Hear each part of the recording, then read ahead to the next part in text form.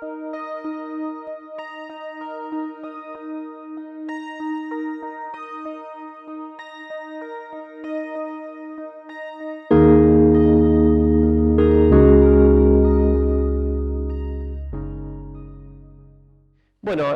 lo que se me ha encomendado hoy es que veamos una charla sobre patologías auditivas de índole laboral. Son patologías que derivan, o sea, la casuística depende mucho del lugar donde estemos. Por ejemplo, yo al principio me inicié en la Comisión Médica de Zárate, donde ahí había muchas siderúrgicas, entonces teníamos muchísimos pacientes con hipoacusia. Es decir, dependiendo del lugar donde nos movamos, vamos a tener una mayor o menor prevalencia de este tipo de patologías. Al principio vamos a hacer una pequeña introducción, unos minutitos, 5 minutos, de la parte física, digamos, del sonido, porque hay un par de elementos que derivan de esta parte física para que entendamos un poco algunos estudios complementarios que solemos pedir en comisiones médicas, ¿sí? Básicamente, esto bueno, no tienen que saber, pero es una introducción. Sabemos que el sonido es un tipo de vibración, una vibración mecánica que tiene una cierta frecuencia. El oído humano detecta frecuencias, es decir, el oído humano, la cóclea, puede ser estimulada por dos parámetros. Uno es intensidad, asocian intensidad a amplitud de una onda.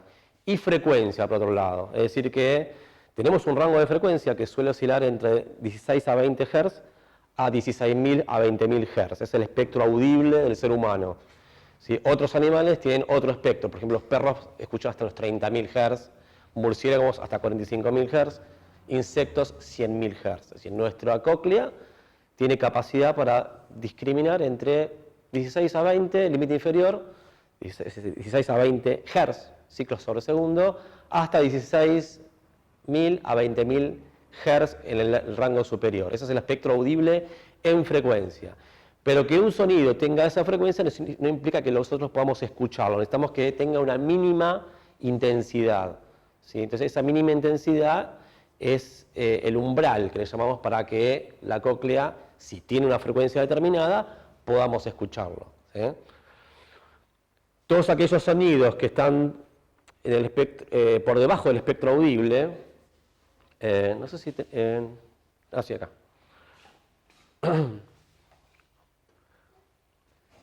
O sea, los que están por debajo del espectro audible,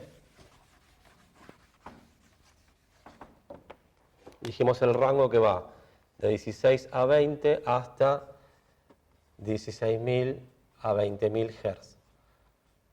Todo aquello que está por encima de esto, para nosotros, son ultrasonidos. Y los que están por debajo de estos, para nosotros, son infrasonidos, ¿sí? Los perros pueden escuchar el infrasonido. En general, los movimientos tectónicos de placas son de baja frecuencia, por eso los perros pueden escucharlo mucho antes que nosotros. No mucho antes, pero un par de segundos, minutos antes. Empiezan todos a ladrar. No sé si alguien estuvo alguna vez en un terremoto o un temblor. Primero se escuchan los ladridos de los perros. Igual que, bueno, en los tsunamis, que son movimientos tectónicos en el mar, te vieron que los últimos tsunamis importantes, casi no hay muertes de animales, porque ellos detectan el infrasonido y empiezan a rajar, digamos, hacia lugares más altos. Casi no hay muertes de animales. Bueno, entonces, con el tema de la intensidad, un sonido tiene que tener una cierta intensidad mínima para que la cóclea pueda ser estimulada. Y después hay un umbral superior que, digamos, que tiene que ver ya con un umbral doloroso. Es decir, si yo aumento la intensidad de un sonido, imagínense que una onda conlleva consigo, ¿sí?, una onda sonora o de cualquier tipo, conlleva consigo un elemento de energía, que en este caso es presión, ¿sí? Entonces, esa presión que está recibiendo la cóclea por unidad de tiempo, llega un momento en que es tan fuerte que a nosotros nos produce ya, o sea, percibimos un sonido, pero ya percibimos dolor, más que sonido. Y por encima de ese límite ya es tan intenso que se termina por perforar la membrana timpánica. Ahora vamos a ver los límites más o menos para recordar un poco. En la parte física, ¿sí? Existen dos tipos de movimientos, el oscilatorio armónico y el ondulatorio armónico. Oscilatorio armónico es, entender una función, o sea, una variación de una función, pero relacionada solamente con el tiempo, el oscilatorio armónico. Es decir, ahora vamos a ver acá. Por ejemplo, recordarán la función senoidal. Yo acá dibujé una onda sonora con una función senoidal. El movimiento oscilatorio más armónico, más fundamental, es el movimiento armónico simple, que es un movimiento con una función senoidal. Y esto es un ángulo, no importa que lo sepan, pero es seno de un ángulo, y esto es la amplitud. Esta amplitud está relacionada con la intensidad que yo les hablaba del sonido, ¿sí? Lo alto, lo intenso, lo amplio que puede ser. Ahora, este sonido, aparte de variar, en este caso en forma senoidal, en el tiempo, también tenemos, no importa esto, no noten, que puede variar en el espacio, ¿sí? Ese movimiento en el espacio es el movimiento ondulatorio, ¿sí? Que es el segundo movimiento. El movimiento ondulatorio es cuando el movimiento oscilatorio se propaga en el espacio, ¿ven? Entonces, para resumir, yo genero una perturbación, por ejemplo este ruido que está aquí. La madera se mueve en torno a una posición de equilibrio, ese es el movimiento oscilatorio en el tiempo. Pero si tenemos un medio como el aire que le sirve de sostén, este movimiento oscilatorio, esta perturbación originada aquí, viaja en el aire, en el vacío no podría, siempre necesita un medio de soporte. Por eso los astronautas no pueden hablar porque no hay aire que transmita el sonido. Entonces, el movimiento ondulatorio es la expresión del movimiento oscilatorio, pero en el espacio. Y acá aparecen algunas otras funciones, a ver si tenemos aquí, que son interesantes que lo sepan. Bueno, algunas, ¿no? Por ejemplo, la amplitud. La amplitud que dijimos que era lo intenso, viene la A de amplitud, o sea, hasta dónde llega la señal sonora. La frecuencia es, ¿sí?, cantidad de ciclos en la unidad de tiempo, ¿sí? Esa misma señal, cuántas veces se repite en la unidad de tiempo. Esa es la frecuencia, se mide en hertz. ¿Sí? Por ejemplo, es lo que yo les dije, los sonidos a partir de 16 a 20 ciclos sobre segundo pueden ser percibidos. ¿Bien? El periodo es la inversa de la frecuencia, ¿sí? Periodo es la inversa de la frecuencia. El periodo es el tiempo que tarda en producirse un ciclo, cualquiera. Por ejemplo, el ciclo menstrual. ¿Cuánto tarda en producirse? 28 días, más o menos 7. Ese es el periodo, ¿sí? Tiempo que tarda en producirse un ciclo. La innovación con respecto al movimiento oscilatorio armónico es esto, por ejemplo, longitud de onda. Longitud de onda es, con esa letra griega lambda, ¿sí? Sería, si yo sigo la onda que generé en esta perturbación, la sigo en el espacio, si yo tomo dos puntos de igual característica, como sería el punto A y el punto B, mido esa distancia que recorrió la onda en esa distancia, en esa distancia, y eso es la longitud de onda, se mide en metros, ¿sí?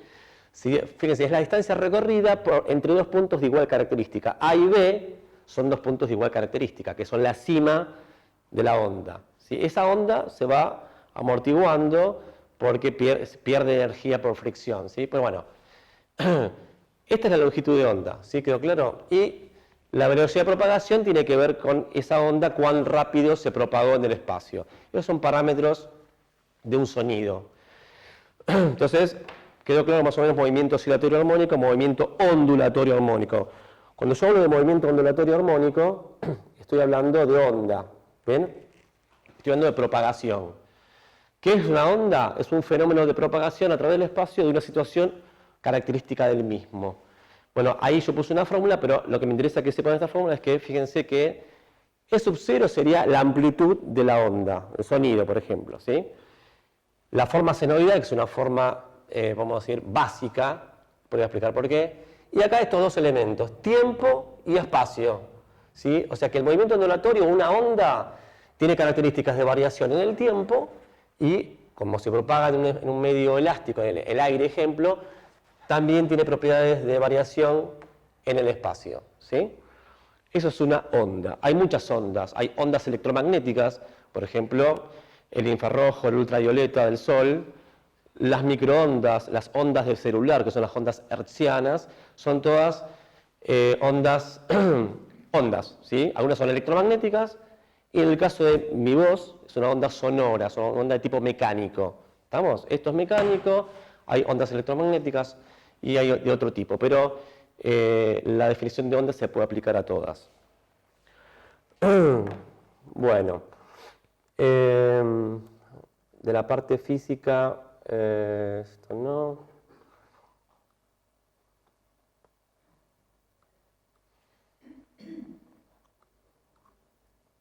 Bueno, hay diferentes tipos de ondas que se pueden clasificar como no en frentes.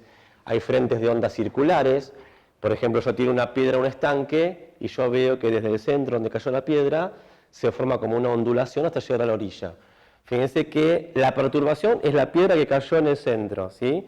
Y esa perturbación originada en ese punto se propagó en forma de onda, e inclusive yo visualmente puedo ver que es una onda, porque voy viendo que eso se transmite hasta la periferia, desde el centro, ¿sí?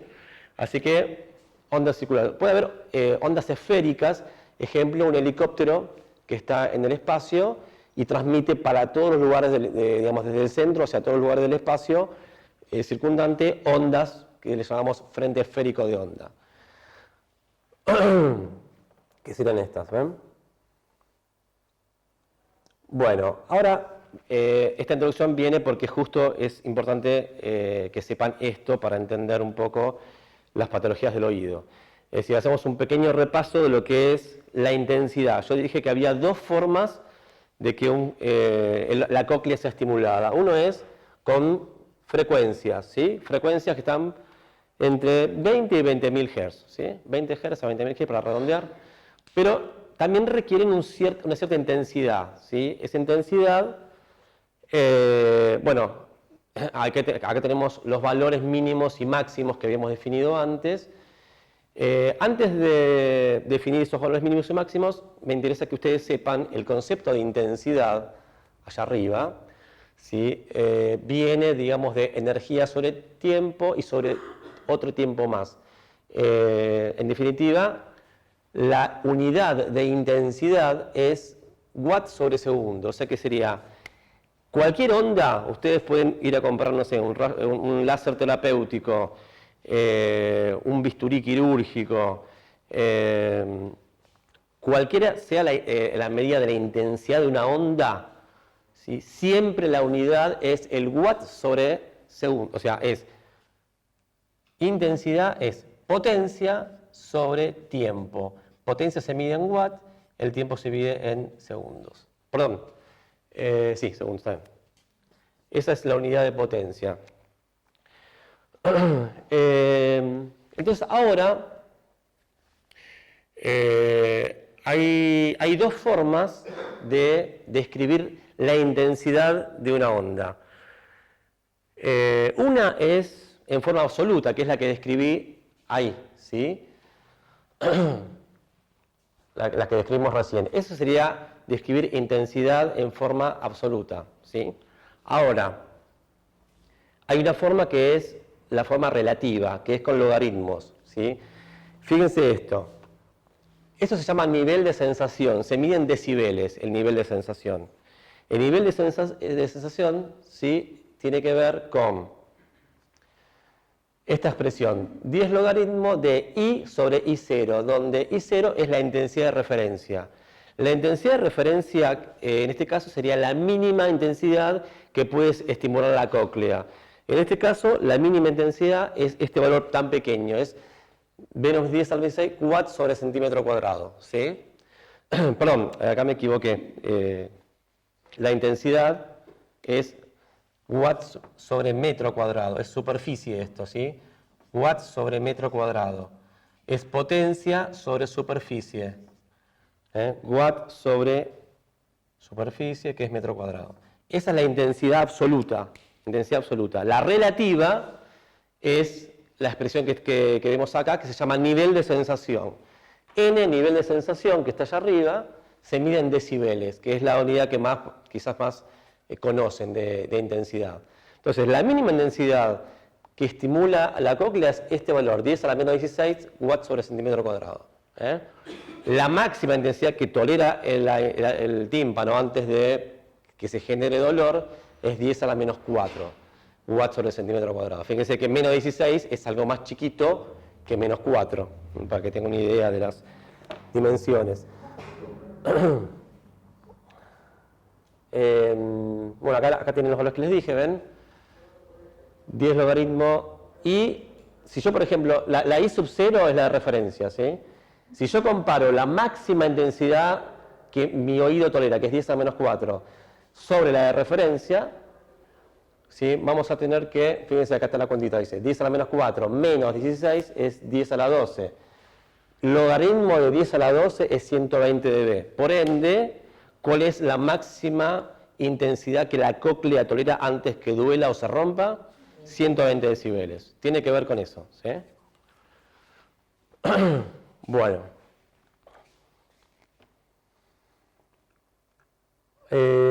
Otra noción también de la física, que es interesante que sepan, es las cualidades del sonido. Cualidades tiene que ver, o sea, ya no tanto con lo físico, sino con una sensación subjetiva del ser humano, ¿sí? En ese sentido tenemos tres cualidades básicas. Uno es la intensidad. Acá, a ver, quiero hacer una salvedad. Yo estoy hablando de intensidad de sonido, pero como cualidad, ¿sí? Antes hablamos de intensidad y de frecuencia, pero no como cualidad, sino como un parámetro físico, ¿sí? Ahora estamos hablando de percepción, ¿sí? Intensidad en cuanto a lo que yo percibo con mi sistema auditivo. Bueno, esa es la intensidad. Ahora fíjense ustedes, como cualidad, esa intensidad como cualidad depende de cuatro factores, que es de la amplitud, que eso sí es, o sea, aquellos cuatro términos que están allá sí son parámetros físicos, pero esta intensidad como cualidad no, es un parámetro, digamos, subjetivo, de percepción, pero aquellos cuatro son parámetros físicos. La que es lo amplio que era una onda, ¿se acuerdan cuando hablamos al principio de intensidad? Que yo lo asocié a, por ejemplo, a ver, esto es la amplitud de la onda, ¿sí? Es la A esta. Por ejemplo, si yo dibujo una onda de mayor amplitud, ¿sí? Fíjense que es más grande que la anterior, ¿sí? ¿Se entiende a lo que voy con la amplitud? Bueno, entonces, amplitud al cuadrado, la frecuencia, que ya sabemos lo que es, cantidad de ciclos sobre segundo, hertz al cuadrado, la densidad del medio, si es aire, si es agua, si es líquido, recuerden que los sólidos transmiten más, los líquidos transmiten un poco menos, y el aire mucho menos todavía.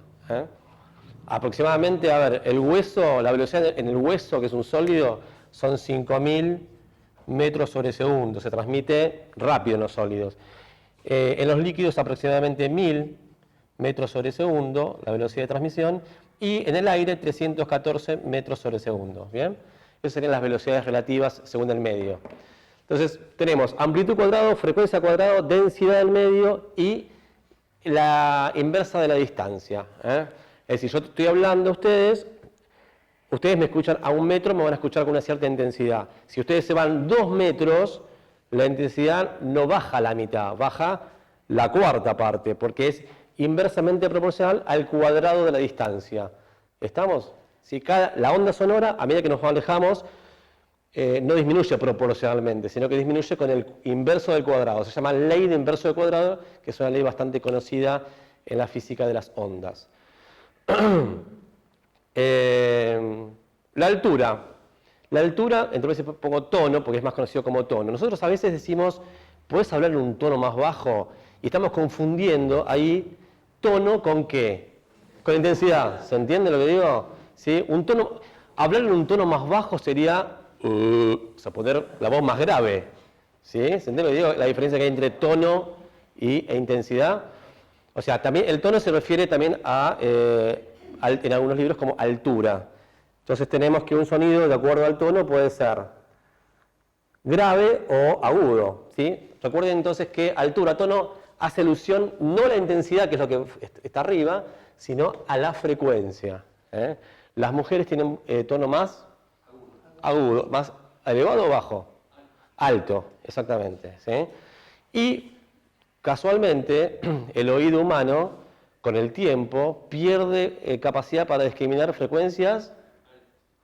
Si alguien quiere hacer la asociación, es un tema de ustedes. Bueno, ¿y el timbre qué es?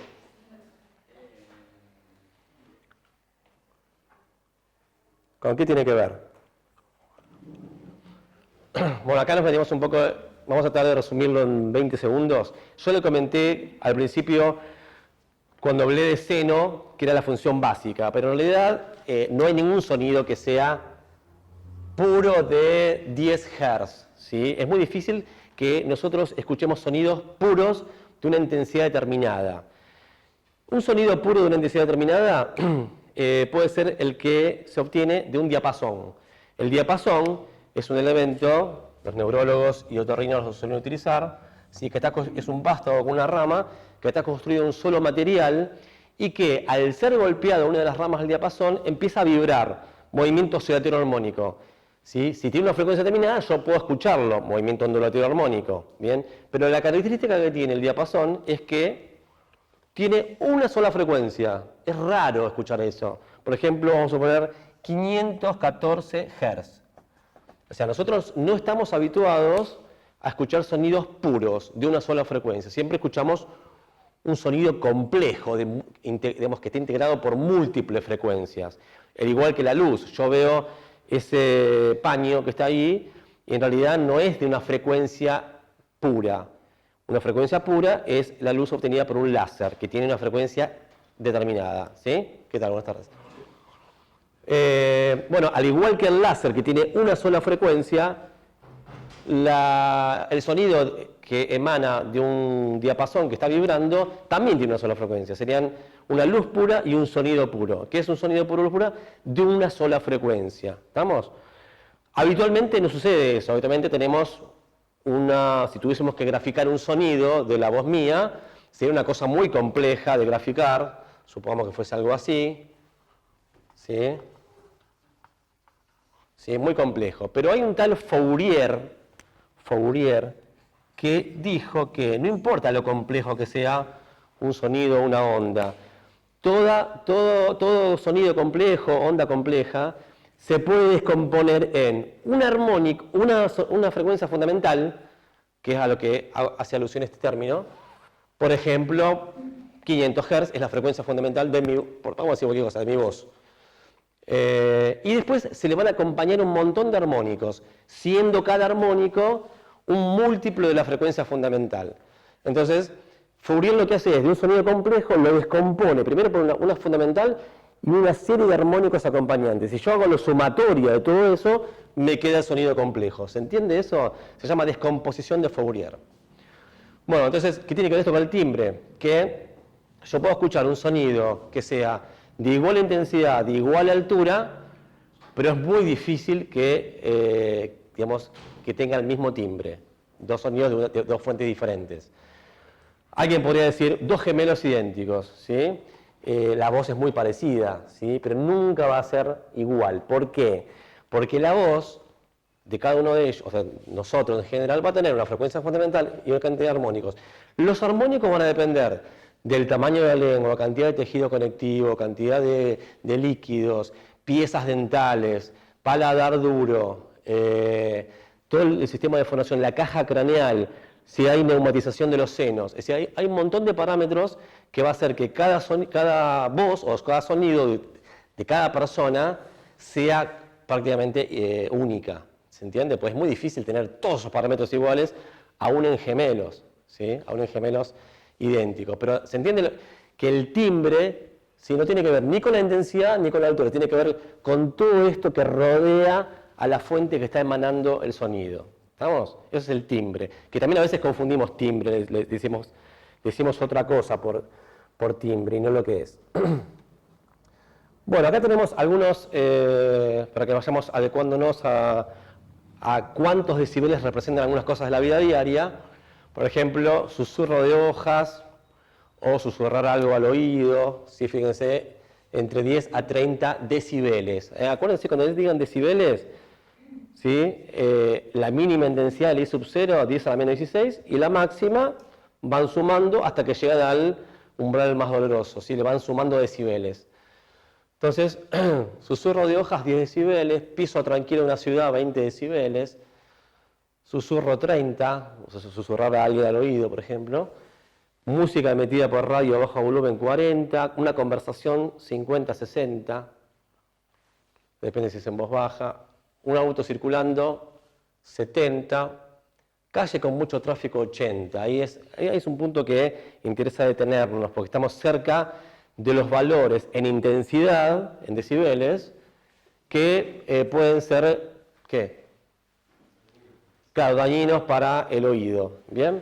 Bueno, ahí tienen otros elementos, ¿no? Por ejemplo, el camión, 90, ¿sí? Perforadora de rocas. Bueno, y lo que está ahí arriba de todo es un avión. Por ejemplo, estar al lado de una turbina de un avión, más o menos representa alrededor de 120 decibeles, que es el rango doloroso o de perforación de la membrana timpánica. ¿Bien?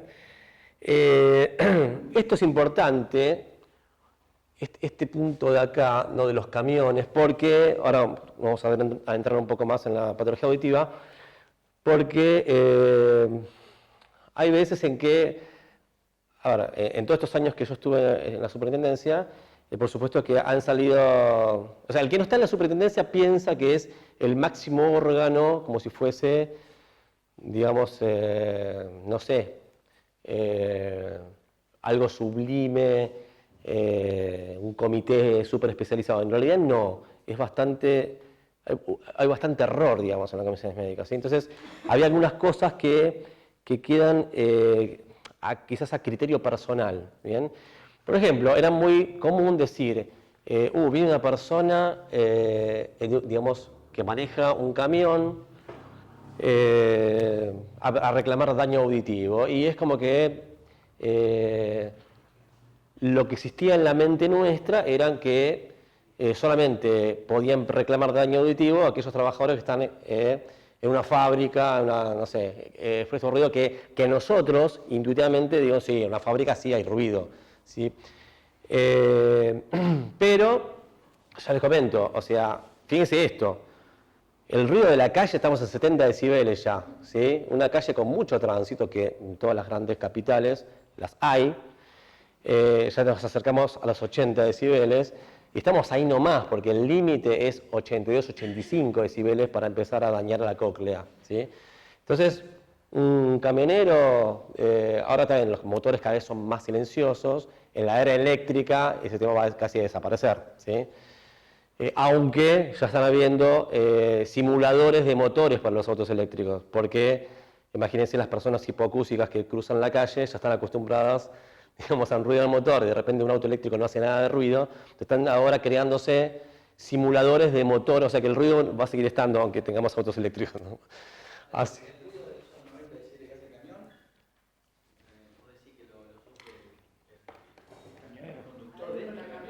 Sí, depende de la insonorización, ¿sí? ¿Cómo? Adentro de la cabina hay mucho menos. Sí, porque está bien insonorizado la mayoría, pero...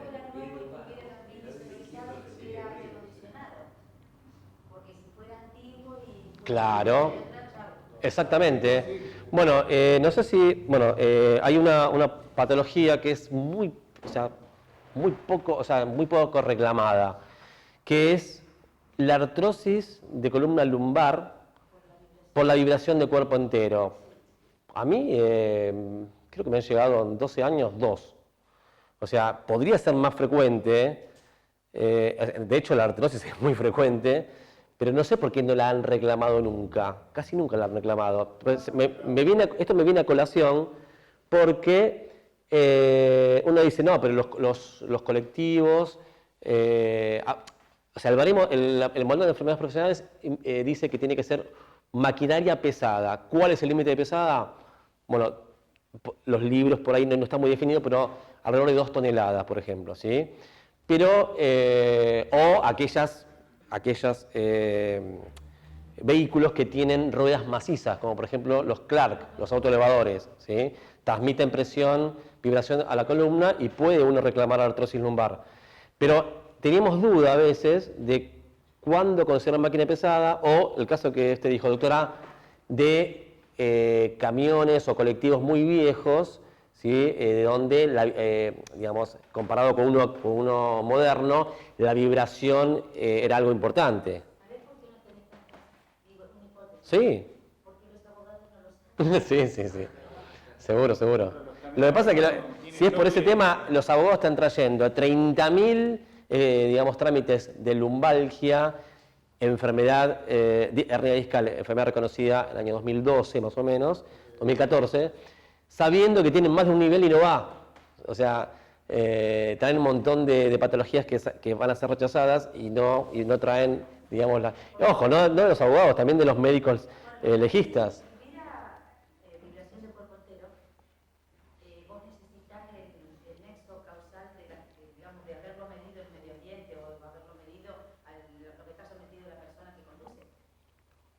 No necesariamente, ¿eh?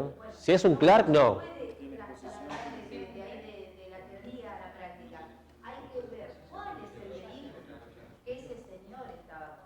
Uh-huh. Porque si era, como te digo, los nuevos que tienen todo, vos medís vibraciones por motor y no existen. Claro. Pero si vos tenés uno viejito, sí, exactamente. un piso horrible. Sí.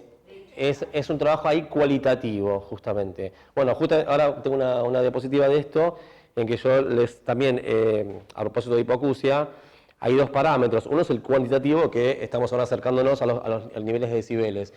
Pero otro es el cualitativo, o sea que es más importante todavía, al igual que el ejemplo que usted dio, porque hay veces en que no tenemos el nivel sonoro, los 85. Le pedimos a la RT, ahora no lo podemos pedir más, pero antes lo podemos pedir. Ahora la RT lo tiene que aportar, y si no lo aportó, tenemos que basarnos en su no aporte. Pero el hecho de que no haya aportado el nivel de 85 decibeles, ¿sí? O que nosotros no se lo podamos pedir, o que no conste en la historia clínica, no significa que el paciente tenga un daño coclear inducido por ruido, ¿sí? Entonces ahí tenemos que tomar aspectos cualitativos como es la que usted dice. Es decir, a ver, el señor dice que está sometido a ruido, no tenemos ningún elemento ni a favor ni en contra de que no está expuesto, ¿sí? Hacemos una anamnesis bastante minuciosa del lugar de trabajo, si hay ventanas, si está cerrada, cuántas máquinas hay, y analizamos las curvas, y por aspectos cualitativos de las curvas podemos adjudicar una hipoacusia inducida por ruido a pesar de que no tengamos el nivel sonoro en el expediente. A eso voy. Este aspecto cualitativo que usted refiere, de indagar a ver qué tipo de vehículo, si es viejo o no, es parte un poco, digamos, del arte en esta profesión para que nosotros podamos tomarlo o no. Fíjense que es un hecho importante, reconocerlo o no reconocerlo, estamos en blanco y negro. O sea, No te guías por un hecho, porque no lo tenés. Te guías por interpretaciones. La anamnesis, sí, sí, sí. O sea, una anamnesis, o sea, de hecho, Pero el hecho no existe la medición ni de la vibración ni del ruido en el ambiente. No lo tenés. no lo tengo, No pero tenés en eso. no lo tengo, pero puedo dictaminar igual aunque no lo tenga. Ahora vamos a ver. Puedo dictaminar igual. Puedo inferir que el trabajador en cuanto a su anamnesis, si en la audiencia el médico veedor de RT no me dice nada, no lo niega, claro, no me aporta nada, no lo niega, el paciente me explica, no es, está expuesto a ruido, no, hay que hacer una muy buena anamnesis. Te digo porque me baso en el análisis de accidentes, ¿cierto? De aplicar la de causa para el accidente. Te basás en hechos, en interpretaciones, un juicio de valor. Bueno, descartamos los juicios de valor, descartamos la interpretación y nos guiamos por los hechos. Porque no tenés el hecho, porque nadie te lo aportó. Sí. Entonces avanzás igual, porque ya el no aportar significa ya reconocer. Sí, siempre y cuando el resto de las pruebas complementarias tengan una coherencia. Es más, hay muchos casos al revés. Tengo la exposición, tengo los años de exposición y las curvas no me dan. ¿Y ¿Los? los otros? Porque habrá otros en el ambiente laboral. Eso no tiene nunca un informe de, digamos, estadística. No entiendo cómo. No, porque en un centro laboral, Sí. seguramente Sí. ¿Se puede tomar eso como uno puede pedir una estadística? No sé, sí, como poder se puede, pero no, de compañeros que hayan estado expuestos, usted. Digo, a ver, si vos sabés que, vamos a suponer, una empresa que tiene 400 trabajadores. Sí. Y si hay ruido, va a haber más de uno. Sí. Eso uno puede tenerlo como hipótesis. Pero te cuenta el hecho concreto, la estadística que tiene que... Sí, no, pero no nos basamos en eso. Únicamente podemos pedir algo así en una enfermedad no listada. En la enfermedad no listada, a ver, los que no están que no están muy informados acerca de los trámites estos.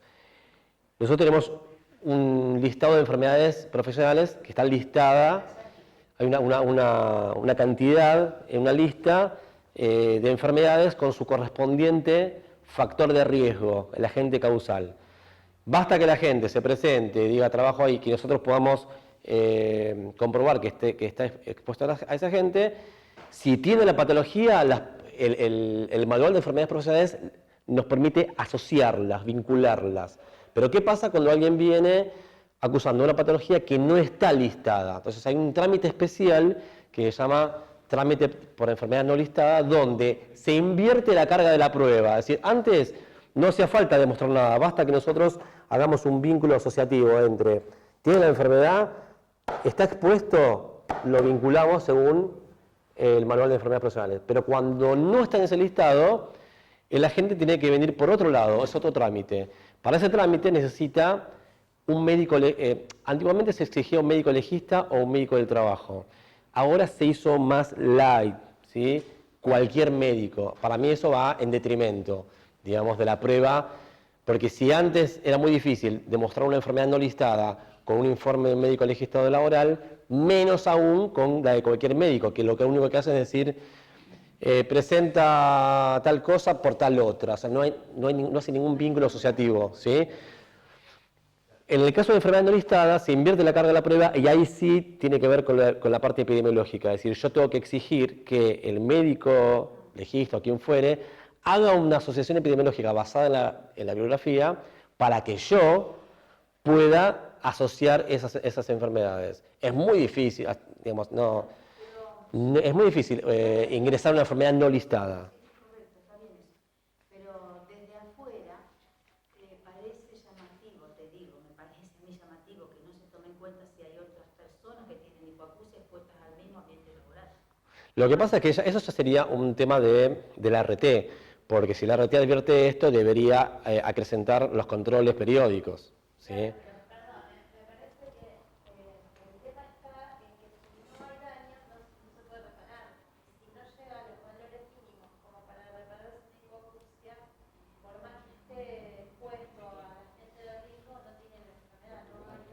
Claro, pero lo que dice la doctora es cuando no tenemos ninguna información del nivel sonoro.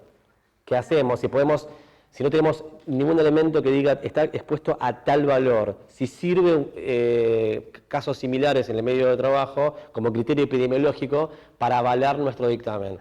Podría servir, pero no se hace habitualmente. Está pidiendo la RT que te dé una medición de ruido ambiental, según dice la ley, el protocolo de medición de ruido, para que diga, no, este no se quedó sordo acá, porque yo te presento una medición de ruido anual y no hay valores límites. Sí. Pero no te lo presentan.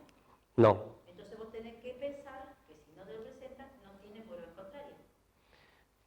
Sí, bueno, es un elemento a tener en cuenta, digamos, y de ahí seguimos adelante. Si todas las pruebas complementarias se ajustan en la misma línea, se la damos como enfermedad profesional. ¿Mm? Bueno, así que... Bueno, entonces, siguiendo con el tema de las ondas, esto ya no es tan importante que lo sepan, ya no tiene que ver mucho con el oído.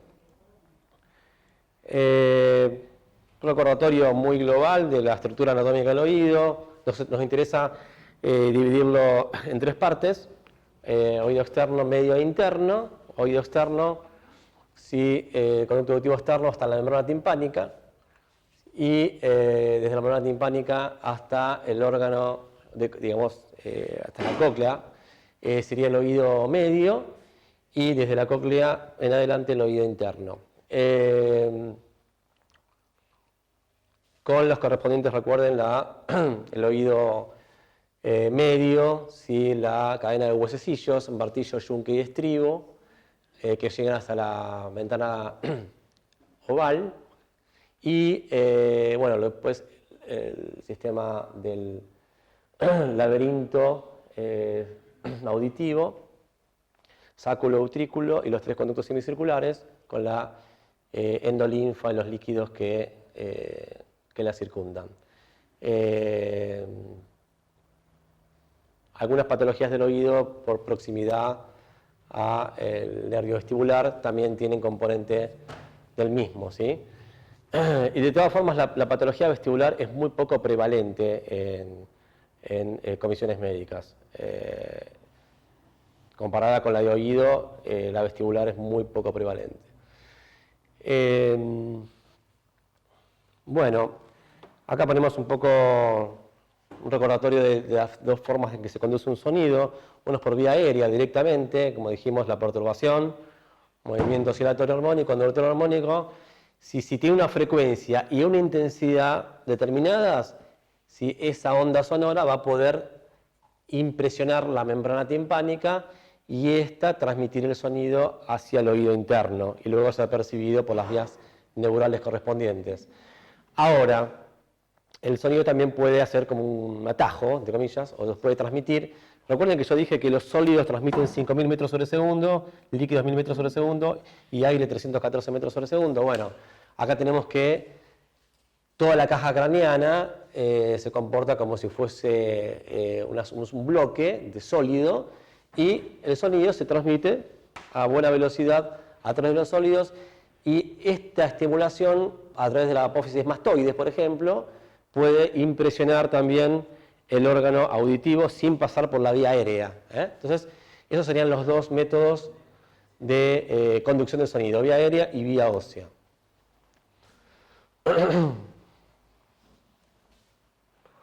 Bueno, acá les voy a mostrar dos clasificaciones de hipoacusias. A título informativo, este autor, por ejemplo, las divide en otovestibulares, nasales y paranasales y laríngeas.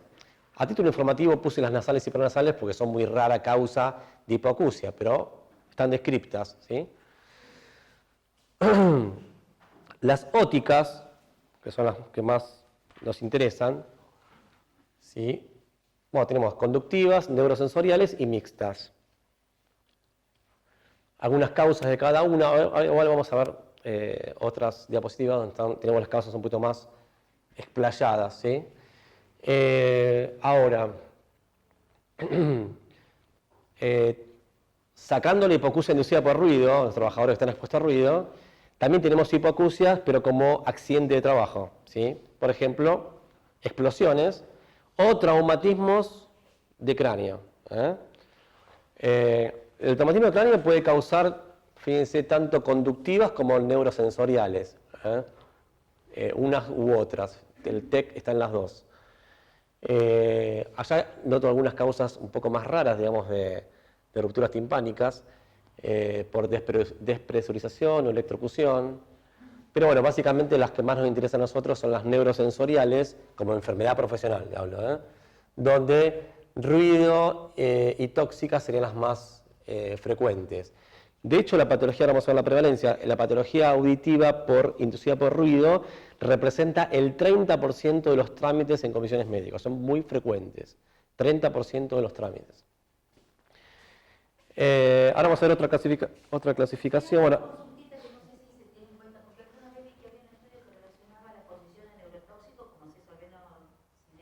sí. Y el ruido, o sea, el agente físico y el agente... No el ruido, sino la hipoacusia neurosensorial. Sí, pero digo, ese estudio relacionaba... ¿Y de qué forma lo relacionaba? Los dos agentes como potenciadores. Ah, o sea, como que la exposición a tóxicos sensibilizaba para...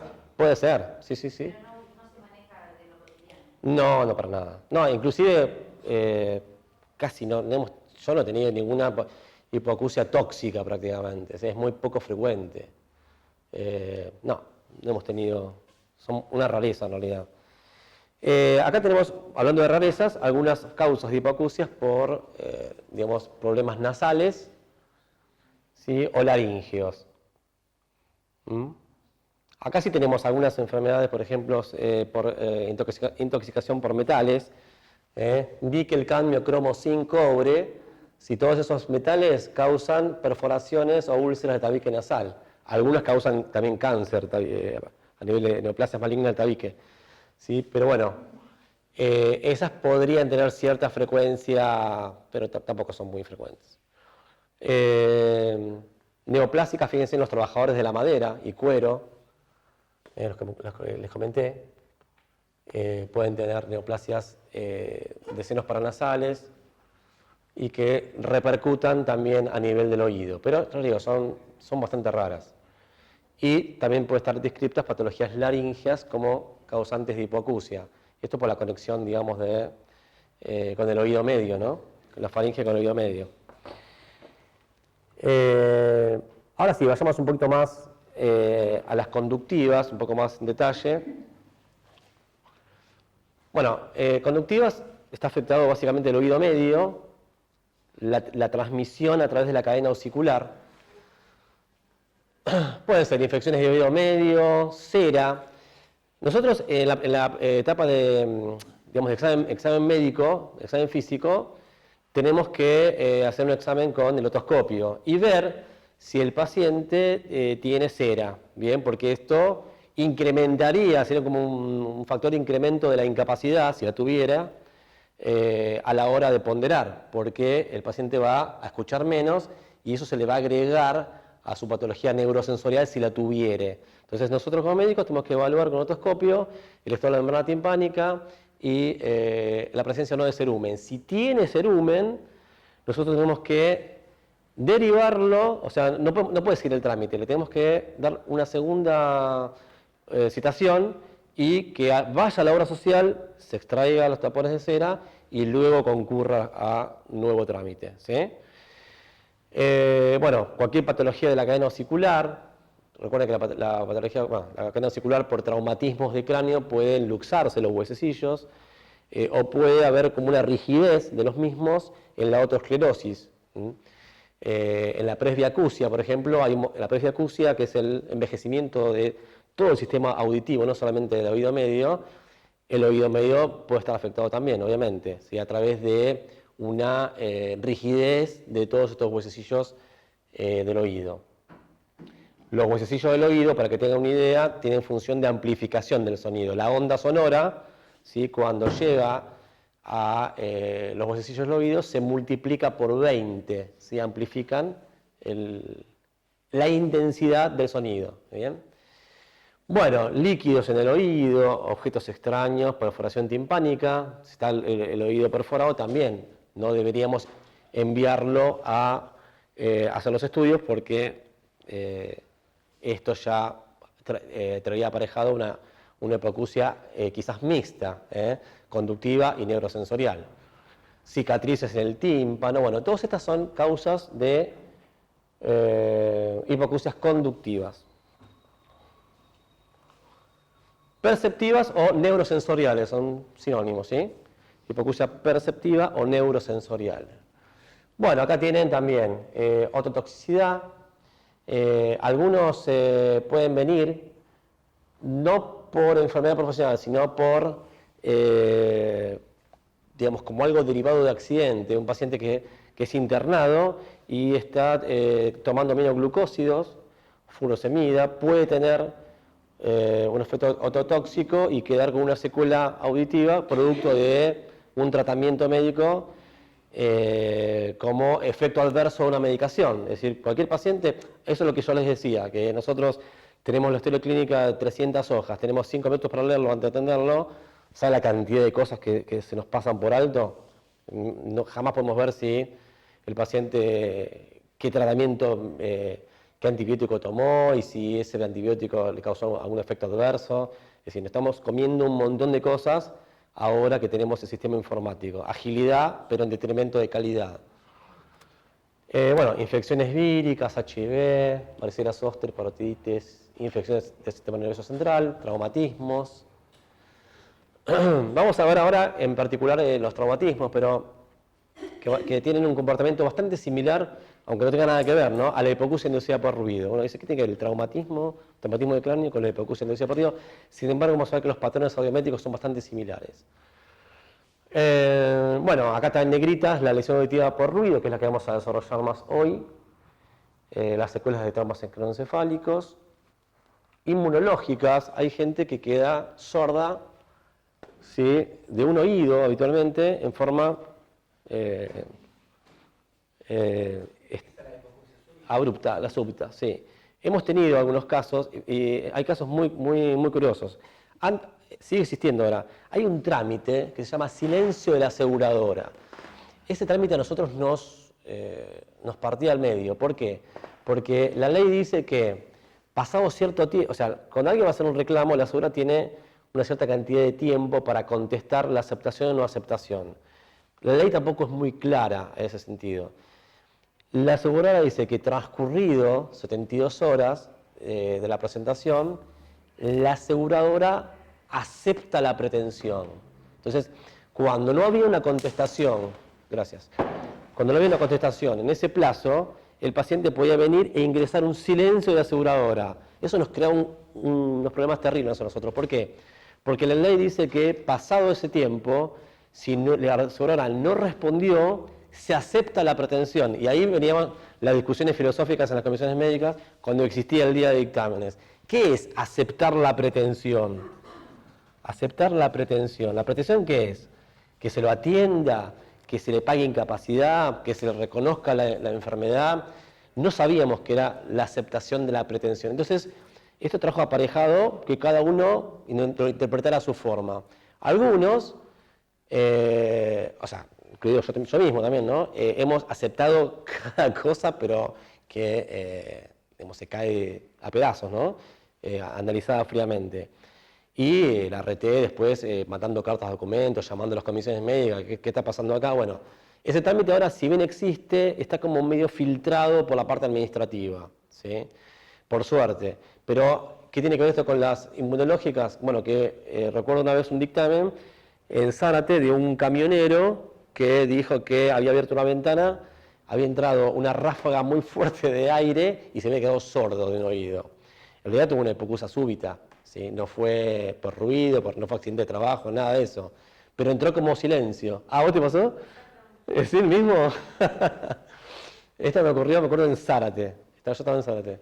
Y en ese tiempo no había ninguna normativa, ninguna acordada, y se la tuvimos que dar. Entonces me parece que no fue apelado. La RT se comió una hipoacusia súbita por no contestar en tiempo y forma. Pero bueno, por suerte no está pasando esto ya. Hipertensión arterial, hubo casos, digamos, de enfermedades. Bueno, acá tienen otras causas un poco más raras: diabetes, hipertensión, enfermedades desmielizantes, bueno. Causas de perceptivas. Sí. Ah, bueno, decime vos. Bueno, termino de dar las causas y hacemos el break. Causas mixtas, sí. Te pregunto, porque ahí vos hablas de hipertensión arterial y diabetes como causa de hipoacusia. En esos casos, dado la hipertensión y la diabetes, la prevalencia que tienen hoy en día, ¿cómo podés hacer para objetivar realmente, por más que tenga una disminución de la audición, que es de la diabetes o de la hipertensión? Bueno, es una causa muy infrecuente, pero vayamos a otra causa que sea más frecuente, como por ejemplo, nosotros en la anamnesis, en las hipoacusias, tenemos que indagar antecedentes heredofamiliares, ¿sí?, de hipoacusias, traumatismos de cráneo, pero el paciente puede tener un traumatismo de cráneo, puede decirnos o no que ha tenido como antecedente un traumatismo de cráneo. Nosotros no tenemos forma de decir, esto no es por ruido, esto fue por el traumatismo de cráneo que presentó, aún teniendo el mismo patrón audiométrico. Es decir, los traumatismos de cráneo presentan en la mayor proporción audiometrías idénticas al daño inducido por ruido. Entonces, de hecho, ese antecedente, si bien corresponde preguntarlo, nosotros a la hora de dictaminar y de considerar como profesional una enfermedad, una hipoacusia, terminamos no haciéndolo. Lo mismo que en el caso, por ejemplo, de las disfonías. En las disfonías se tiene que descartar un problema de hipotiroidismo, ¿sí? O en los túneles carpianos, ¿sí? Hay que descartar embarazo o síntomas como parte de síntomas climatéricos o secundario a diabetes. El síndrome del carpiano es una enfermedad secundaria a diabetes también. Pero en el ejercicio diario de esto, si bien lo consignamos, lo colocamos como anamnesis, como dato, entre comillas, negativo, nunca hemos forzado una enfermedad, o sea, tenemos el agente de riesgo y tenemos otros que pueden ser agentes confundidores, siempre le hemos dado importancia a esto. Y aparte la RT también hace lo mismo, porque nunca me ha llegado una RT que haya dicho, esta disfonía no es por sobreuso de la voz en estado docente, es porque tiene un reflujo gastroesofágico. Y hay un montón de disfonías por reflujo gastroesofágico. Pero aún teniendo el reflujo, ¿sí? Terminamos dándosele igual la disfonía a la docente. ¿Se entiende esto? Está muy bien lo que me decís. Pero ya con comorbilidades mucho más fuertes que lo de la hipertensión, no le damos no le damos importancia. Pero bueno, algún que otro reflujo sí hemos rechazado, como disfonía, por ejemplo. Pero ya le digo, la RT no lo rechaza y nosotros tampoco. Bueno, conductivas, perceptivas y mixtas, cuando están comprometidos tanto el sistema de conducción como el del aéreo. Acá tenemos algunas causas de hipoacusias mixtas, autoesclerosis de los huesecillos, lo que le comentaba con la presbiacusia, por ejemplo, traumatismos craneales, otitis media crónica, tumores del oído medio, que pueden comprometer ambas,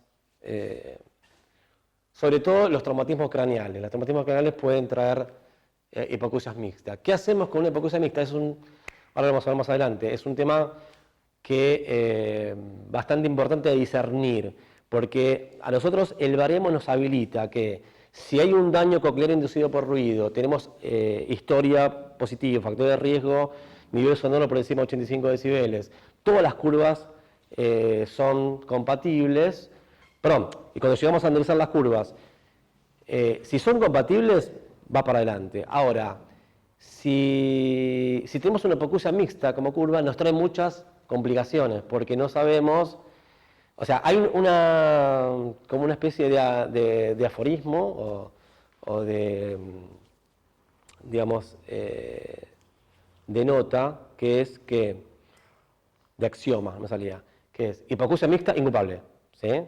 Si tienen un examen, digamos, y tienen que contestar una pregunta, siempre hipoacusia mixta es inculpable. El tema es ¿qué pasa con una persona que ha estado expuesto a ruido, ¿sí? Y después se le cabalga una hipoacusia conductiva y se hace mixta? Ese paciente en teoría pierde la oportunidad de poder compensar, no se puede ponderar su incapacidad laboral por culpa de que en el último mes tuvo alguna hipoacusia conductiva que sea irreversible, pongámosle, ¿sí? Supongamos una presbiacusia. Y hemos rechazado lamentablemente un montón de hipoacusias mixtas por este motivo. En algún momento, ahora cuando vayamos a las curvas, vamos a ver, hemos hecho alguna trampa, que es a veces tomar la vía ósea como parámetro, por eso no lo dice el baremo. Es decir, si bien nosotros tenemos que ajustarnos al baremo, hay veces en que cometemos algunos deslices como para compensar la situación. Por ejemplo, no sé, hay un montón de ítems en el baremo, lumbalgia postraumática con manifestaciones clínicas, radiológicas y electromiográficas. Tendría que tener las tres manifestaciones, clínicas, radiográficas y electromiográficas. Pero nosotros, si nos falta una, a veces le cortamos el apellido. Es decir, ponemos lumbocetalgia postraumática con manifestaciones clínicas y ahí lo dejamos, ¿sí? Hay algunos ítems que te piden sí o sí la comprobación electromiográfica, ahí no podemos zafar. Pero tenemos cierta elasticidad como para poder compensar algunos errores. Porque a mí me parece una gran injusticia que un paciente tenga 20 años de exposición en una fábrica con muchísimo ruido, 100, no sé, 100 decibeles, durante un montón de horas, y que haya perdido durante mucho tiempo la audición, que de repente se le acaba una hipoacusia conductiva y la haga mixta y digamos, es inculpable. ¿Sí? Es un tema importante ahí. Ahí su poder de pericia, lo que usted dice de las pericias sería importante, pedirles al RT todos los exámenes periódicos para ver cómo fue progresando a lo largo del tiempo, y ahí sí podríamos hacer algún tipo, digamos, de emplear un poco más de justicia en esa determinación. Bueno, hacemos un break entonces.